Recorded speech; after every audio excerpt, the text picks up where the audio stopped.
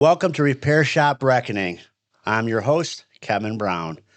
Repair Shop Reckoning, the race is zero. Why do I say the race is zero? Because everybody in the industry thinks the cheaper you are, the more work you'll get. And that's not the facts. That's not the way you run a successful business. So on our podcast, we go through running successful businesses. I give you my 2 cents on different industry standards and stuff like that. So if you want to hear the truth, no corporate bullshit, because I'm not a corporate guy. I work for myself, so I don't answer to anybody. I tell the truth. Some people get offended. Some people don't. That's okay. They make Disney, which is 2 doors down if you don't want to be offended, because I'm going to offend you. I guarantee it. So if you want to hear the truth about what's going on in our industry, buckle up and let's go. All right, welcome back. Today we're going to talk about the collision industry again, how fucked up it is, bottom line. But, this podcast is not for the pros, so hear me now. I mean, you can learn something from everybody, the way I look at it, but, this is for the guys that are struggling. We've had comments in our posts where they're like, you fight back with the adjusters, you argue with them, you win. Well, yeah, you kind of have to push the envelope a little bit. Like, even if you write something for $20 and they come back at $6, you get them up to 13, you're still a lot better than 6. You know what I mean? So I just use that loosely, obviously $20, nothing $20 nowadays, but I wrote it all down again because Jason says I babble when I don't write the stuff down. So here I am. Let me shut off my cell phone. So this episode is not for the pros. This is for the guys who need help that always give us our comments. I can't say that enough because here comes the trolls beating their little tambourines, So here we go. So I'm kind of reluctant to talk about this because I was doing some research on it about State Farm and Gerber having some type of DRP relationship where they're going to basically do some kind of discounted deductible for people. So they're saying that they're going to basically be overloading all these Gerber shops with State Farm work. So isn't that kind of a form of steering? I was saying, isn't that steering? And how do they avoid that? Yeah. So I think they go by their own set of rules. These insurance companies do. They got the politicians in their pocket. They got everybody in their pocket, so they don't have to follow rules. So I'm just going to go through, the stuff like that. And, my thing is when you talk about MSOs, all these shops, these huge conglomerates of shops, they cause a problem in the industry. And we're going to go into it a little bit deeper. But loosely, I'm going to say if I'm a Ferber Collision or any of them type of people, and I have all these shops, hundreds and hundreds of shops. I don't even know how many shops they have. Let's look real quick so we talk shit, right? Looks like as of late 2025, early 2026, there's 885 shops. Wow. Okay. So my point to that is why it's important to understand that if you have 885 shops, think about the money them shops do. And think about the corporate buying power them shops have. Okay. They go to PPG Paint and they say, okay, we're going to spend $9 million with you this year. 3 million, whatever number you want to pick. Okay. PPG Paint looks at it and goes, hell yeah, shit, we'll knock this price of the stuff down all the way down to 2% profit. Well, 2% profit is great on $9 million versus here the independent guy comes and goes, I'm going to spend $200,000 this year with you. And they're like, yeah, that's great, Slick. Go over there and sit down. So what ends up happening is, and I'm just using these numbers lately to kind of depict everything, all of a sudden these big corporations are buying a gallon of paint for $40, selling it for $60 when I can't even buy the paint because of my pricing, because I'm Joe Blow. My pricing's $60 or $70, right? My cost. So that puts you in the problem where the insurance company looks at it and goes, well, wait a second. We're going to use these big MSOs, these big corporate paint or collision shops to set the pricing standards. So all of a sudden they just they go back and forth with these guys, and all of a sudden their pricing is what sets the standard, which is not fair, but that's just the way it is. So that's going to basically knock us little guys out of the game. And it's happening, regardless of what anybody says it's happening. The end game here is these collision shops are going to be owned by the insurance companies, or they might already be loosely owned by the insurance companies anyway. You know what I mean? They get in bed with these corporations and stuff like that, I don't think they have any signed contracts out there publicly because, that would be definitely a conflict of interest, right? Yep. Because they're not allowed to steer them. So what they do nowadays is they say, we'll give you a list of 3 shops to go to. But just keep in mind, if you want to go to your own shop, you can, but that's out of our network. And, we won't warranty it.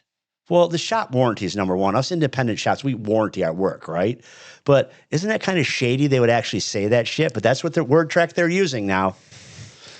It's things that I've battled against, even like in different industries where there's like corporate locations and they'll steer you that same exact way using that same exact language.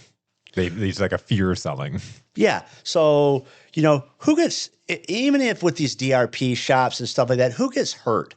Okay. If I'm Snake Farm or any of these other things and I'm steering people to Ferber Collision or whatever, and I'm not using the right name because it's just whatever. And they make money on volume, not quality. Their thing is, well, we'll make less money on each of these cars, but we'll turn so many through here. We'll make our profit on, production, kind of like the Walmart theory type of thing back in the day. So who gets screwed there?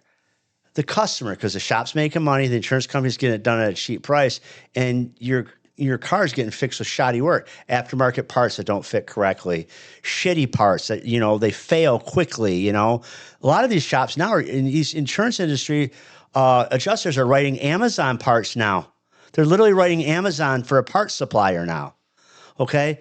In the collision world, that's a joke because these parts don't fit when they come from China. I mean, look at the problem all these Amazon parts are causing in the repair, the electronics in the repair world. I mean, they're video after video. I'm going to sneeze now. All right, trolls, go ahead. He sneezed. Cannot believe he does so much cocaine. He's sneezing during his podcast. So, by these insurance companies getting in bed, having these DRPs, a lot of people love DRPs. A lot of people hate DRPs. I don't really care. I know from what our experience is, we'll never be a DRP. We're not going to have somebody coming in here and tell us what we're going to do. You know what I mean? So that's just the bottom line on that. So, how the, volume over profit is how the corporate chains survive. Once again, I keep going back to that, to my notes. Corporate chains do not make more money than repair like we would do as an independent. We might do 40 cars a month. They might do 800 through their 3 shops in a little area. You know what I mean? So if one shop is down, it doesn't matter in corporate America. The other 2 shops do good. Yep. They average out. We're killing it, so they survive on high volume, faster cycle times, thinner margins. They're pushing more cars through, right? Buying power.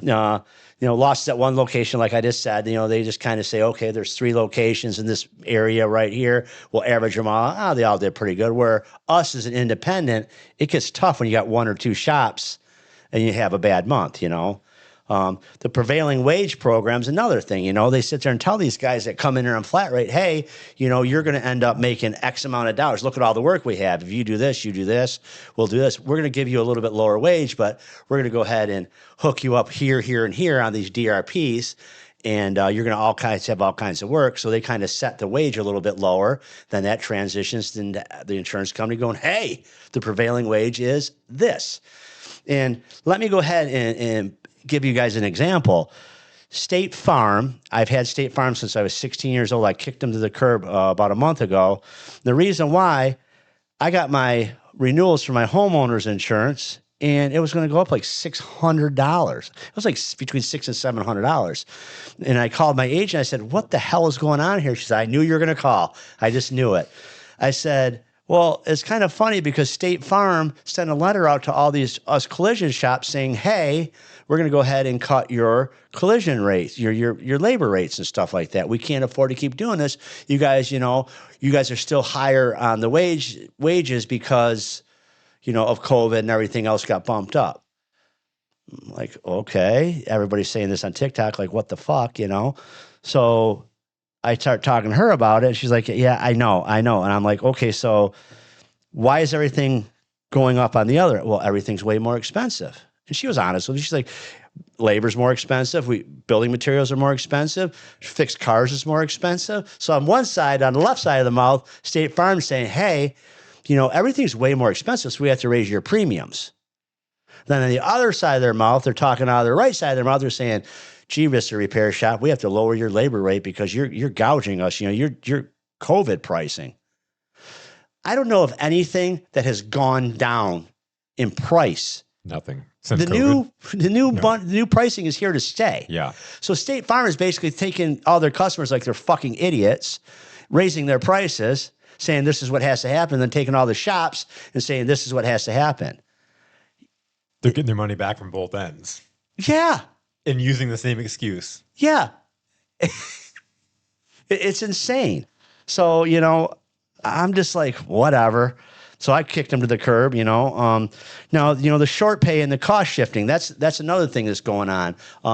Once again, I'm going to say this for the guys that know how to run their shop. I'm not talking to you. I'm talking to the other guys. How many of you guys look at a job and say, okay, this job's $4,000? The insurance adjuster comes out after I write it. I give him my estimate. He rewrites it down to $2,000. So the job is $4,000. Most of you guys really don't know how much the job or your profit margin even is in the job, right? But you're like, well, I don't have that much work, so I might as well just do the job for $2,000. At least my guys will have something to do. Do you realize if that job costs you, say, $2,500 to do with your wages, your overhead and everything, you basically cost yourself $500, you'd be better off. I'm just using an example, trolls. You would be better off not doing the job. If you really stop and think about it, if you're going to lose $500 on a job, just don't do the job and leave the money in the bank. Yeah. And not have the aggravation of the shitty parts coming back because the insurance company picked where you bought the parts from Beijing, China, and the cooling fan lasted 3 days, and you got to pay a guy to take it in and out. The insurance company, the only business I'm aware of is the insurance companies can say they can write the estimate, they can go out on the internet, find the shittiest part available. They can say you have to buy the shittiest part. It's 4 states over. It's $7 cheaper than the part you can buy in your own backyard, and you have to use this part. Or this is what we're going to pay for, I should say, right? Yeah. But you have to warranty it too. It's insane.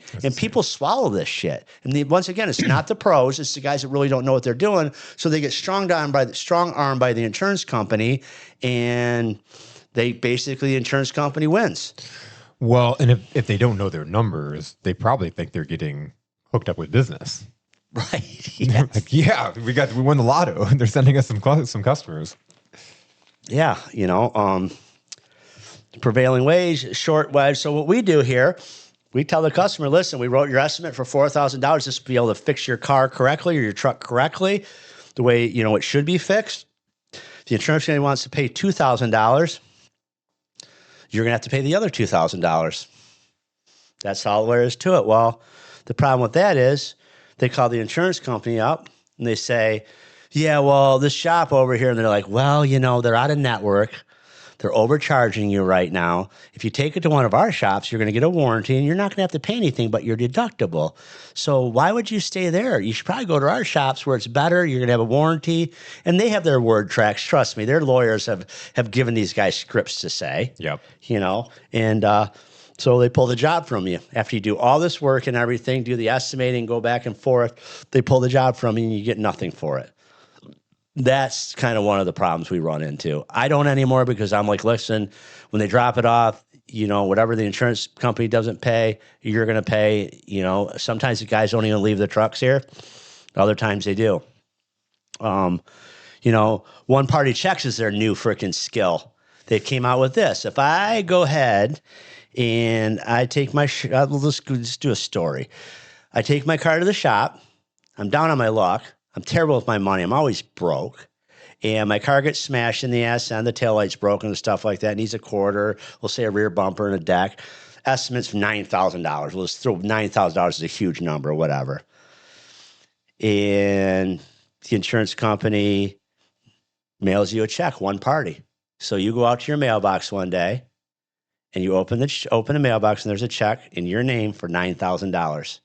How important is that back of your car being smashed? It still drives okay to you when you're broke and you got $9,000 check in your hand. You look at it and go, you know what? We're going on vacation, baby. We're going on vacation. We're going to go ahead and put a little tape over that tail light, and we're just going to get on with our life.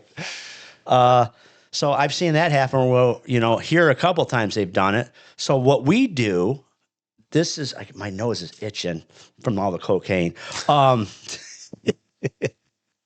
Because some trolls can be like, yeah, a guy that's sitting there coughing and sneezing and rubbing his nose, he's got a coke problem. Yep, that's me. Actually, it's a Pepsi problem. Right? I couldn't picture you running around. Yeah, I've already run around. Can you imagine me on coke? So, what we do is how at our shop is our door rate is 185.32 for medium trucks. It's 249.11 for RVs. If you show up with your RV and you're like, hey, I need you to take a bunch of pictures and write me an estimate, email me the estimate. I say, no problem. If it's a motorhome, it's $249.11. Why $249.11? Because that's exactly what my cost is per hour. $185.32 for the mediums. If I have to email you a estimate and I don't have the vehicle in my possession, before I email you the estimate, you pay me. Plain and simple.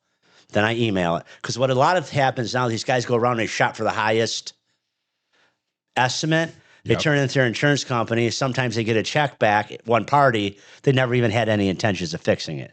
So they wasted your time. The other way we do it, if they are going to leave it and they're a serious operator, what we'll do is we'll say, okay, we'll write the estimate. We'll deal with the insurance company and everything like that. And we'll have them pay the admin fee, the insurance company. And you won't have to pay it. But if you get the thing okayed and you pull the job from us, you're going to pay us that 185 or the 249, whatever type of vehicle you have. So at least we get paid for our time. It still sucks. Like we did a horse trailer that a guy came in, brought a horse trailer, and had a big dent in the front of it. It needed 2 panels. It was kind of right on the crease, and they were glue-on panels on this really high-end horse trailer. And it was going to be like $6,000 to take all the interior out of it, get the glue broken, put the new panels on, put it all together and paint it. It was huge, right? We fought back and forth with the insurance company. We finally got it approved, all that. They sent the guy a one-party check. Guess what happened? The guy's like, you know what? The dent's really not that bad. I'm going to come and pick up my trailer. I'll pay you your 1 hour. That one sucked. Yeah. So that shit does happen. So at least you get paid. And like last year, at least you got something, but you still put more time into it. Right. So last year, I think, like I said, it was like $24,000 to $26,000 in estimate and admin fees, which a lot of guys won't even write them because they don't think they'll pay. We add 20% to tow bills. Okay. Another thing I'll do is, now this is a cheat code. So listen carefully. Is it a fix? So a lot of times these aftermarket adjusters will come in here and they'll be like, hey, I see your labor rate's 185. I went to bat for you, but the most I can get you from the insurance company is 120. I'm like, okay, bye. When they leave and they write their estimate, I call the insurance company. Hey, this is Kevin from Motor City Truck Collision, or Jim calls. Hey, this is our door rate, 185.32. We're willing to work with you a little bit, and the customer can make up the difference. What do you want to do here? Because your third-party adjuster came to us and said the most he could pay is this. And this happened with one of them. He said our labor rate was, at that time, our labor rate was 165, and he came in and said the most they'll pay is 120. We called the insurance company. They're like, no, we'll pay you 145. So the guy fucking flat-ass lied to us. Yep. Said he went to bat and all that stuff. So a lot of times we call, rat them out, like, hey, what can you do for us? And most of the time they kind of work with you, believe it or not. I'm not saying all insurance companies are bad, because we have a few insurance companies that are pretty easy to deal with. We send them an estimate. They're like, yep, go ahead and take care of it. We'll mail you the check. So we've had that a lot lately, which is pretty cool. Well, that's huge. Yeah. Yeah. So, did that. Yeah. Why free estimates? Free estimates is a horrible, whoever came up with that idea was somebody that was stupid at business and figured they want to run all the way around town and do a free estimate. You know what I mean? If you really stop and think about it, like you call a cement guy. And he says, okay, I got to come out. I'm going to drive out. I'm going to measure everything. I'm going to do all that. I think he should get paid for that. 5,000%. These guys won't. These guys do free estimates. They just drive around all day and do free estimates, hoping to God they'll get a job. I don't really see the value in that. No. No. And I see this in all kinds of industries. A year ago, I got estimates to cut down a tree, and we had 3 tree companies come out that gave us estimates, like sent them, or like came out, did the estimate, and then didn't even follow up and send us. Didn't follow up, didn't call us, didn't even send us the estimate. They came out, did all the stuff, and then didn't send us anything. So they just wasted their time. Yeah, right. So, I mean, people don't understand, estimates take a collision estimate, takes, time, skill, an experienced person to write it and know what to write it for when they're looking at it, and there's liability of stuff that's missed. You might have to do supplements and stuff like that. You got insurance for liability part of it, really. Free estimates train customers to waste your time. If you really stop and think about it, these corporations, we're going to go and get three different estimates. That means they're going to waste three different shops' times. It's like, yep. Maybe if they had to pay for this shit, it would be a little bit different. So we have a construction company comes in. They come in and it's got a hit in the back and a hit in the front. It's a Ford truck. It's got a Nabahide service body on it. The Ford truck part of it would have been easy. It was a front bumper and a couple other things. The back, there's a Nabahide box. You got to get a hold of Nabahide. You got to give them the box number. They have to send you the diagram. I mean, there's a lot of legwork in it.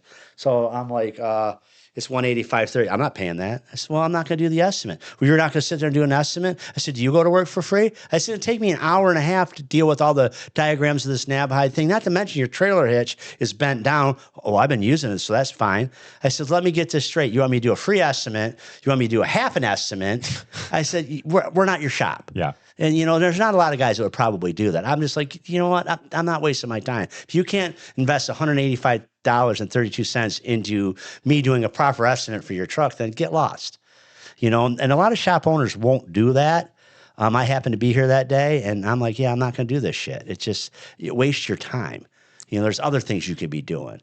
But, you get the guys that really don't know what their costs are and you're not super successful and they're broke.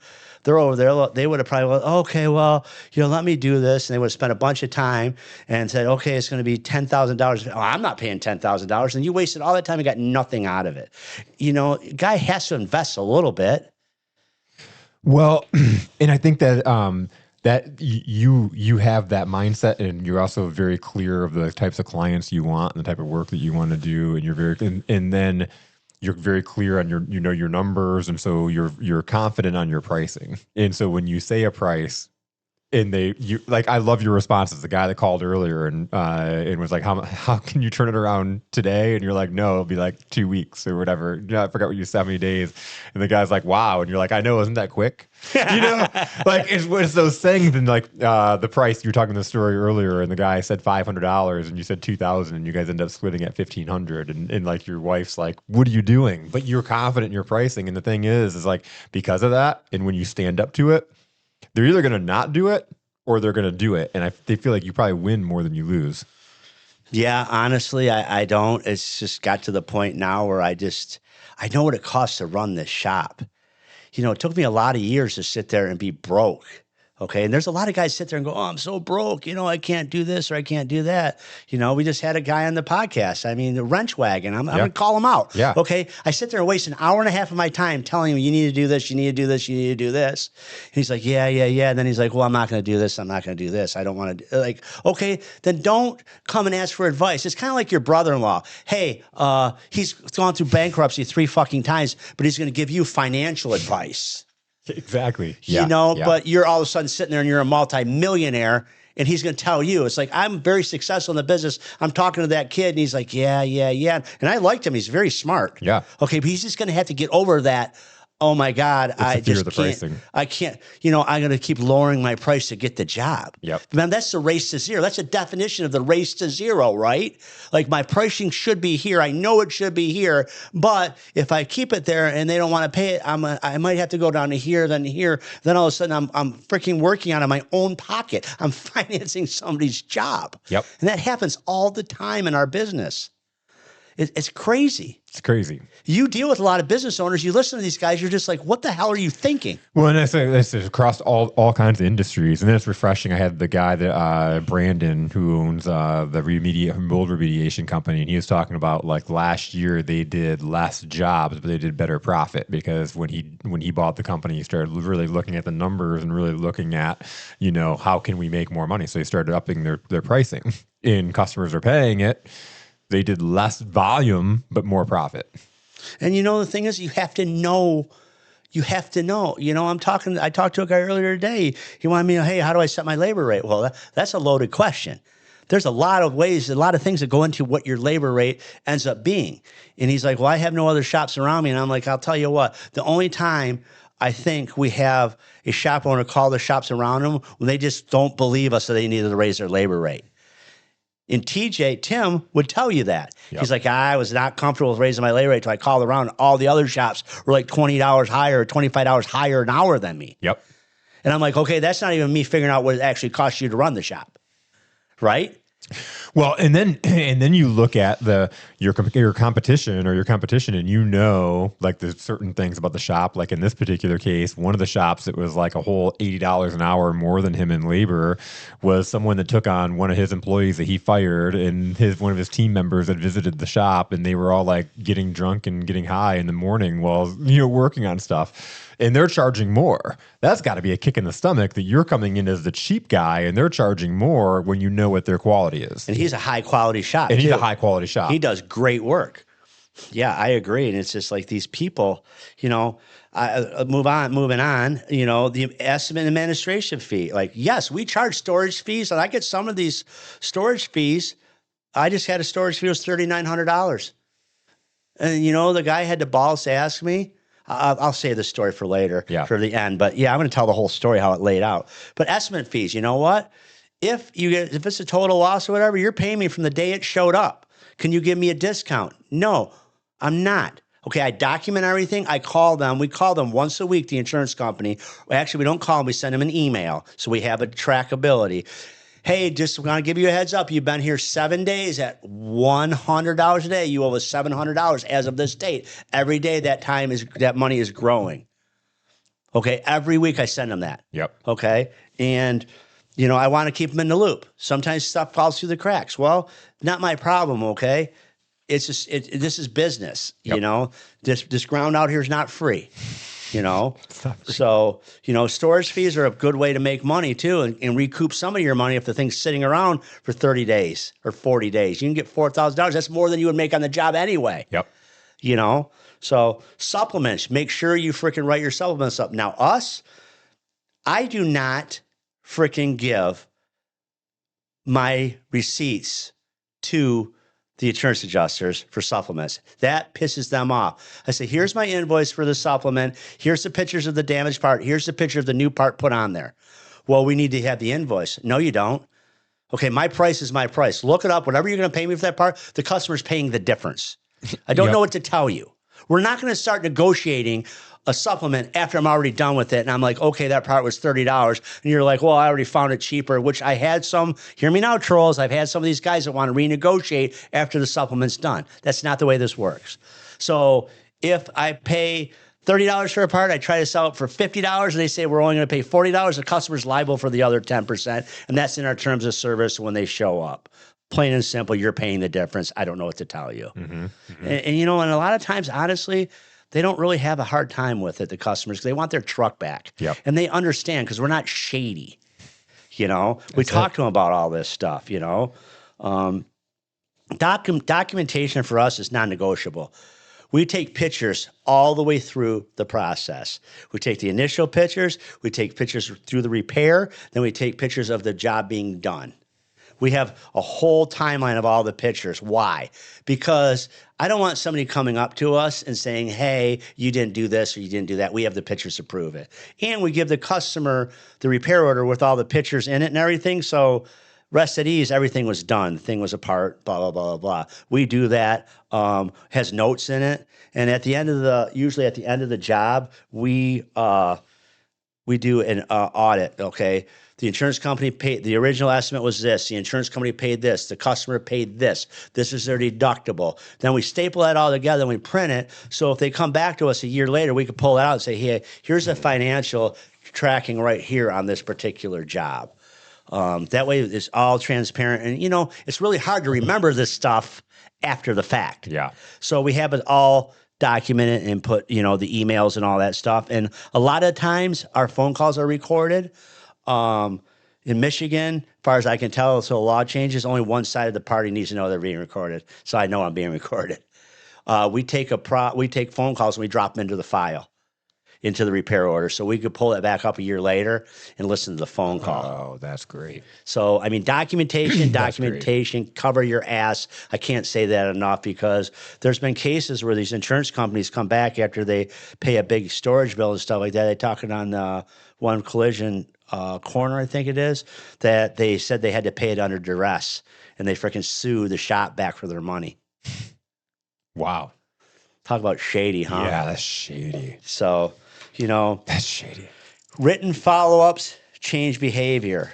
So let me see here where I got. Okay. So this is a pretty good one. So this is where I'm going to tell the story. We had what was this thing? I got to make sure I tell this story right. It was a Volvo semi-tractor. Got towed in. It got towed in December 7th. We wrote the estimate up. The damage came up to like $50,000. We sent it to the insurance adjuster. We didn't hear nothing. He got it, and he said, I don't really like your pictures and your estimates too much. It's going to be a total loss. We're like, okay. He said that he called us the 17th after we sent the pictures. The 7th, I said, right? The 7th, because I had it in my mind. So 10 days later, he called. He said, send me the odometer, the VIN, and 4 corner pictures. We're like, okay, you already have. He's like, I don't like the pictures on your repair order. They're hard to see, whatever. All right. So we didn't hear anything from him. So we got back from the Christmas break, which was the 5th we came back, correct? We called the insurance company, left her a message, and we called him and left him a message. And I said, hey, just want to let you know, we have some storage on this thing. I think it was 27 days at that time. We have 27 days storage on this thing. I think it was 27 days. I'm doing this by mine. I'm a numbers guy. They're like, you don't remember how many days it was? No, I fucking didn't. I think it was 27. It ended up being 39 by the time it was done. I know that for a fact. 30, yeah. So she calls me. She's like, oh my God, I don't know what happened. The adjuster hasn't put any notes in this file. This should have already been handled. I'm like, yeah, I don't know. She's like, let me see if he's in. I'm like, okay. So she's like, oh, yep, hang on. Yep, he's here. All right. Oh, he's going to call you back in a couple of minutes. Now, keep in mind, this is a recorded phone call, and my AI is listening. So my AI is going to summarize this when it's all done.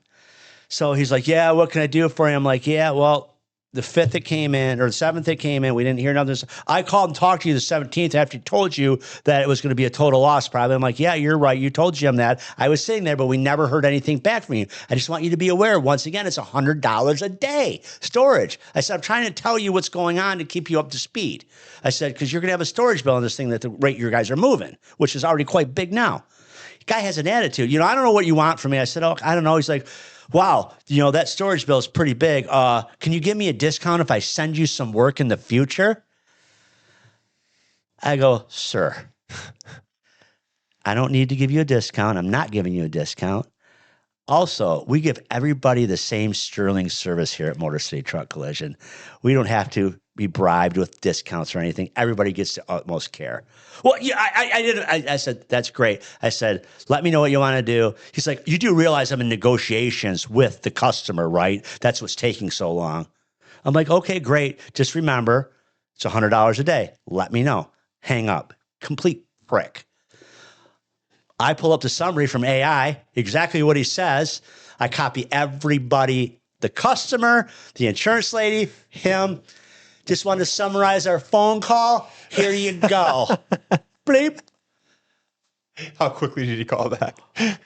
Instantly, I get a freaking call or an email back. You don't have to summarize our emails. Blah, blah, blah, blah. This is what I said. We're going to go ahead and mail you a check. Release a truck. Sir, we cannot release a truck without final payment in our possession.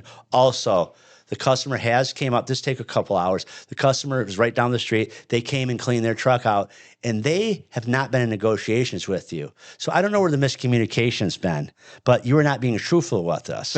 Truthful with us.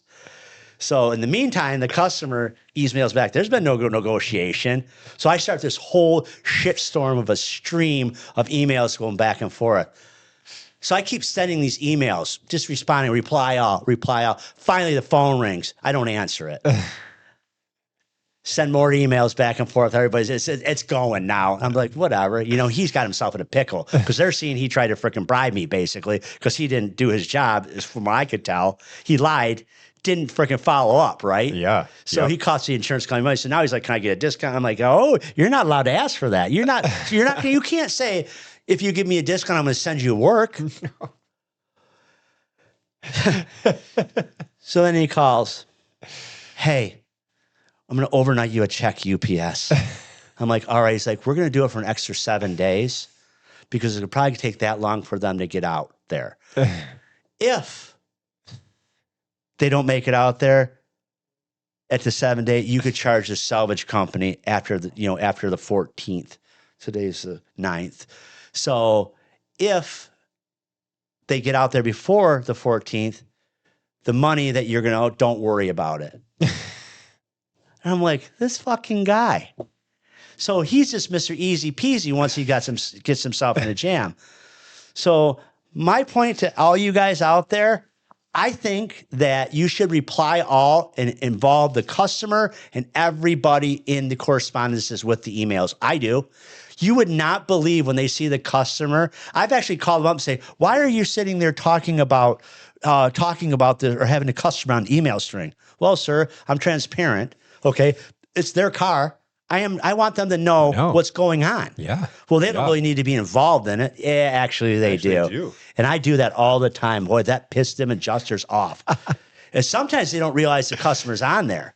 And they're like, well, this and that. And it's kind of funny. Like, be transparent. Put the customer in a loop. Let them know that the insurance company's being a scumbag. Hey, why are we doing this, Beijing part when the customer should have this car's not even a year old? Why are we putting aftermarket cheap parts on a brand new car? We should probably look at the policy and see if it states if it's under a year old or blah, blah, blah, blah, blah, and get new parts. What's their coverage? That's another thing that pisses them off. Can we see the coverage on this car? They don't like giving you that either. We make it really hard for the insurance companies. And let me tell you something. A lot of these aftermarket adjusters, they come out guns a-blazing like they're trained. Like they think they're in charge. They're not in charge. Yeah. Okay. Yeah. It's your shop. It's your ground. It's your customer. And you're going to let the guy dictate to you how you're going to run your shop or how you're going to fix a car? These guys have never even fixed a car. It's crazy. It's nuts, And you go back to the fact that, like, corporate America is so out of touch right now with the way things work in the real world. Like, I'll go ahead and use the Jim Farley thing where he did that interview we brought up on that podcast with Check Engine Chuck. When he said, I woke up this morning and we had 120,000 bays with no technicians in them. That's because you treat them like shit, number one. Yep. Number two, you said there's no shortage on parts, so if the technicians were there, they can make money. Bullshit. Let me go ahead and break this down for you. You set up a system where these guys, if they're really good at their job, they can make a lot of money. So you get a warranty that pays 2.5 hours. You get these guys that bust their ass and figure out how to do it in an hour and a half. So what do? They go on TikTok and go, yo, this 2.5 hour warranty job pays this. Ford has people out there looking and auditing this shit and goes, well, wait a second. They could do that in an hour and a half. Okay, lower the labor times for the technicians. So here's a system that's set up. If you're really good, you kick ass, you can make a lot of money. Over here, we're going to hit you with a big stick if you really freaking do a good job. Yep. Okay. So they're trying to cut money in the worst absolute places. They're building these battery plants for billions and billions of dollars, and then they're just closing the bitches down. Okay. They don't have a problem, throwing $4 billion down the toilet. They'll dick a guy out of an hour labor because he learned how to do a warranty job. And they wonder why everybody's leaving this industry. And the collision industry is even worse. Because these guys don't even make a lot of the kind of hourly wage that the auto and truck technicians make, Well, when insurance is dictating that labor rate. Yeah. Here's another thing, you get mechanical related repairs. If you're a collision shop and you don't own a repair shop, and you should just send all your mechanical work to the freaking to the repair shop and mark it up 25% and get time to drive back and forth and have them do it. Because they're going to say, well, that's collision related repair. How can a water pump on a car pay, 5/10 under collision, but you go take it to a mechanical shop, it pays 3 hours? You might as well just take it to the mechanical shop and have them do it. Yeah, exactly. You know, that's the shit that they just do to these people in the collision because the insurance company is controlling it. And if you don't think for 1 minute corporate America is ruining the United States, you're fucking smoking crack. Oh my God. Okay? Yeah. Come on, trolls, bring it out. Well, I'm a corporate VP. Good for you. If you're high up there on the food chain, good for you. You're making a lot of money. Great. Okay, but people down on the street level, it's kind of like whatever Donald Trump does or Barack Obama or any of these people do up in the White House, they don't feel the effects down on the street level. That's the bottom line. Yep. And if you don't think for a minute, the dealership, if you go ahead and quit or you die or whatever, they're not going to slide another body right into your stall. You lost your fucking mind. You're a number to them. Like you said earlier, if we were in a virtual world, they'd be like little dollar signs walking around. That's all there is. Little cash cows. Little profit centers. And once they're not making any money, once their body's broken down, once they can't perform anymore, or when they're gone, and they'll just replace them with somebody else. No, I agree totally. And corporate America is doing that. And, corporate America's buying power is driving all the prices down, like I said earlier in this podcast, for the collision world. It just is. It's not going to get any better. At the end of the game, I believe that the insurance companies are going to own, somehow or another, they're going to figure out a way to own all the collision centers. And that way they can control the whole market. Think about that. You have a captive audience. On one hand, you're charging them exorbitant amounts of money to insure everything they own because we have to, right? We have to have insurance. There's another clusterfuck. Yep. We have to have insurance. And in Michigan, it's ridiculous. Okay. Then on the other hand, these people are deciding how much they make. Then they're deciding how much to spend on fixing your car. They're controlling the shops, the politicians, the special interest groups, everything else. Okay. Then once again, this podcast is not for the guys that know what they're doing. But you other guys need to push back on the insurance companies. Maybe you could look at an adjuster and go, that's bullshit. We're not doing that. We're not fixing that car. We're not doing it this way. We're not doing this. Well, I'll take it. Then take it the fuck out of there. The problem is, once again, we go back to the original problem. They don't know how much it costs to run their shop, so they'll spend over for the insurance company to just do it. Yep. Well, we won't make no money on this one, but the next one maybe we will. And then the next one comes, and you don't make no money. We run a successful collision shop here, and we make money because the customers have to pay the difference. That's just the bottom line. They pay for estimates. We warranty stuff. Well, and it's funny because you talked about the guy then in doing the bribe and saying like, if you hook me up on this one, I'll send you more work. Yeah, more work at a discounted rate. Like it's like the cheap guy asking for a discount, and I'll send you all my friends. I don't want your cheap ass friends. Yeah, right. Exactly. And going back to the written follow-ups change behavior. Yep. When you start getting everything documented in today's world, it changed behaviors. I send people a lot of times an AI summary of what we talked about in an email every time when we're done. My phone now, there's an app called, it's called Beside. It's for the iPhone only right now. It literally records all your phone calls and it summarizes them all. Wow. And if there's a to-do, it'll say, let me add this to your to-do list. Yep. Let me add this to your calendar. Yep. All this stuff, right? It talks about who's got to do what in a phone call. I just had a phone call with a client. They're like, Eric's to-do list is this. Kevin's to-do list is that.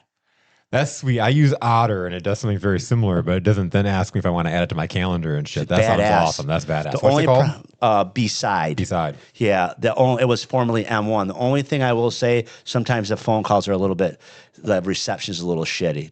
You have Android, right? Oh, yeah. So Otter, you have Otter on it? Yep. So this literally records calls automatically. Wow. It's badass. That's badass. I'm checking that out. Yeah, but it's for iPhone only. Oh, you fucking green Android guys. You damn fucking Android guys. But, we've changed a lot of behaviors with follow-up because when I say, hey, a guy calls me up and gives me a hard time, let me pull up the phone call. What?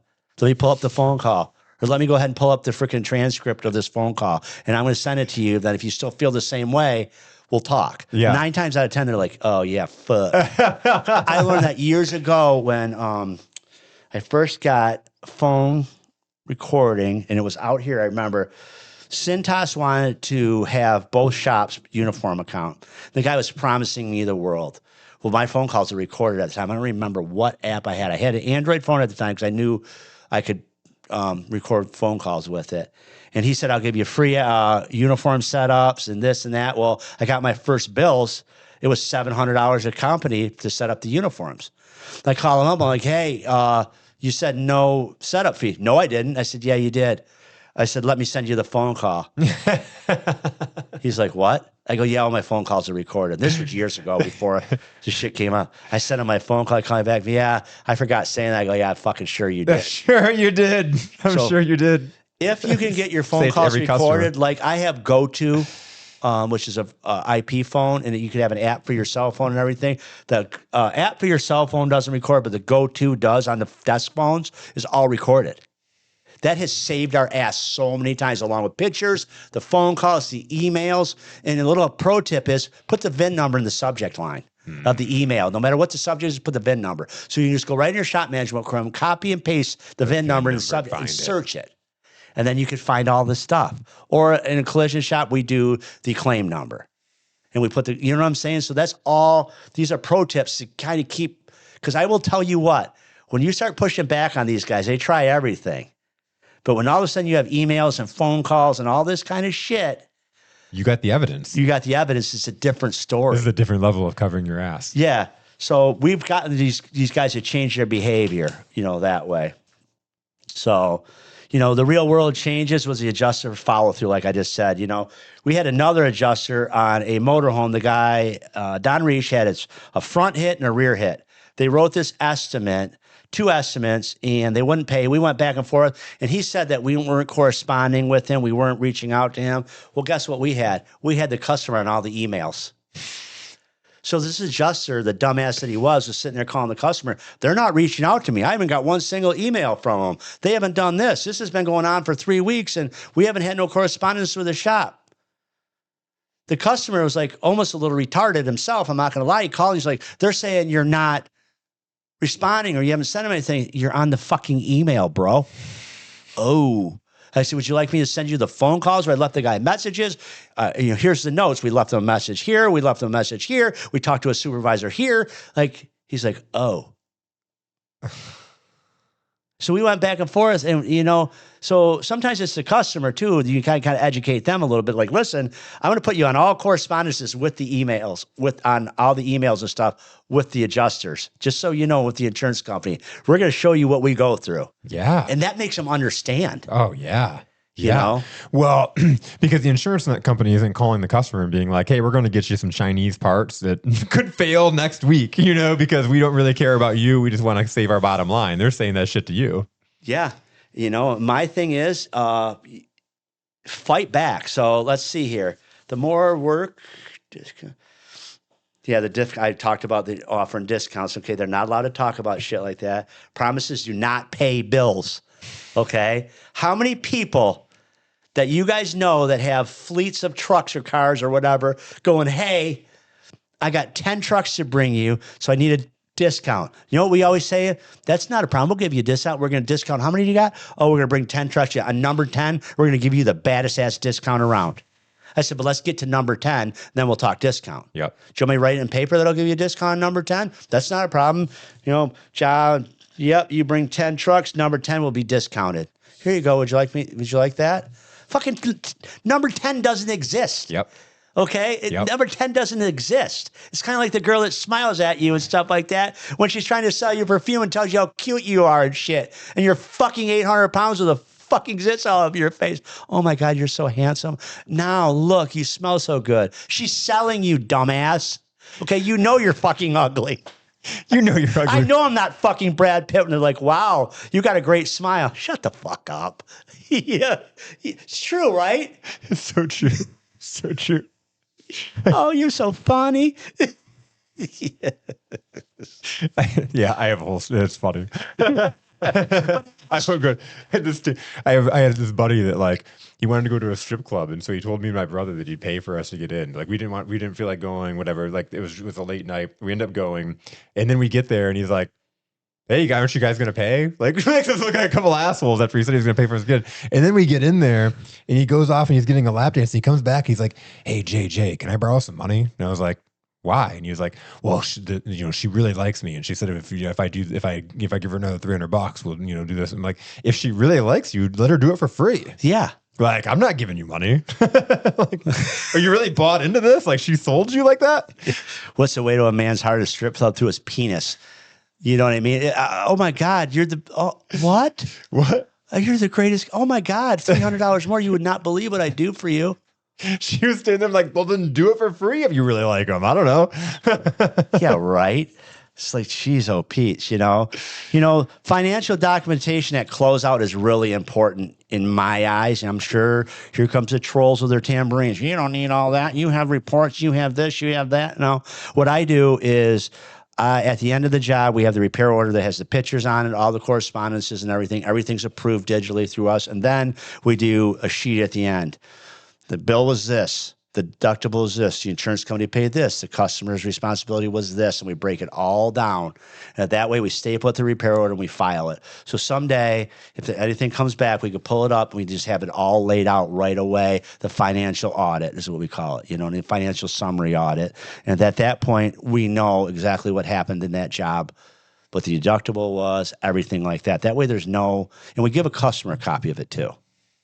That way, if they want to go up to their insurance company, here it is. Here it is. This is what they paid. This is what you paid. This is what they should have paid. If you take what you paid and put it what they paid, that's what they should have paid. But a lot of times we fight with these insurance companies and we get them closer. We get these customers a lot closer. And sometimes, they don't want to do it. They get the best of us with their word script and they end up pulling the job and we end up getting, a couple $100 for doing the work, which isn't even worth it. And they walk away, but we're in control still. It reminds me of like the doctor's office or, like the insurance in that way too. Like in the sense they won't cover the whole thing. So now the patient's got to cover whatever the insurance didn't cover. Yeah, well, exactly. That's completely normal. Yeah.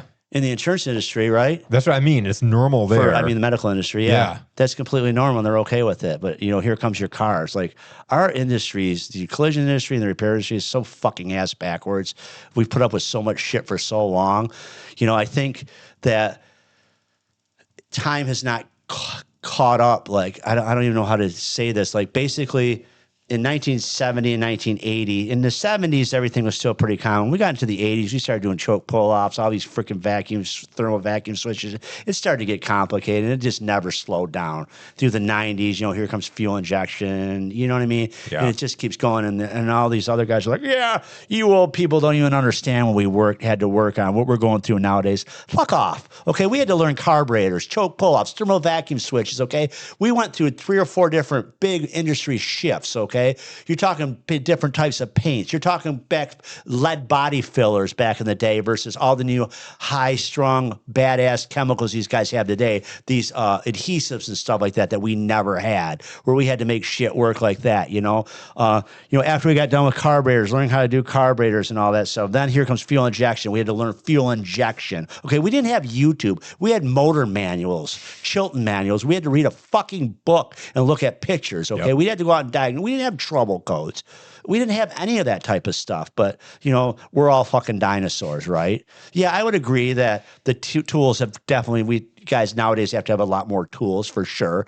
But as far as we were the pioneers of all this shit up till the day, as we're retiring, now we're learning all the different stuff. So think about it. We've learned you're still carburetors. We've learned, vacuum controlled transmissions or cable controlled transmissions. Then we went to electronic transmissions and we went to carburetor. Like it just never ended.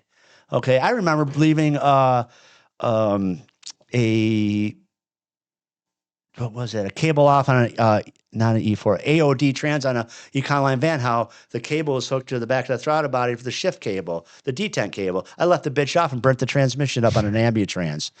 Because it was just something new, and I'm like, okay, I did a valve cover. I don't remember what I did. It was a 302, I think, in a van. I don't remember what I did, but I didn't put the fucking detent cable back on and burned up the trans. Like, we were the pioneers. Yep. Learned all this shit. Now we're learning all this, CAN bus shit and all that stuff like that. The new diesels, the Huey diesels, we've learned a lot of stuff over the years, okay?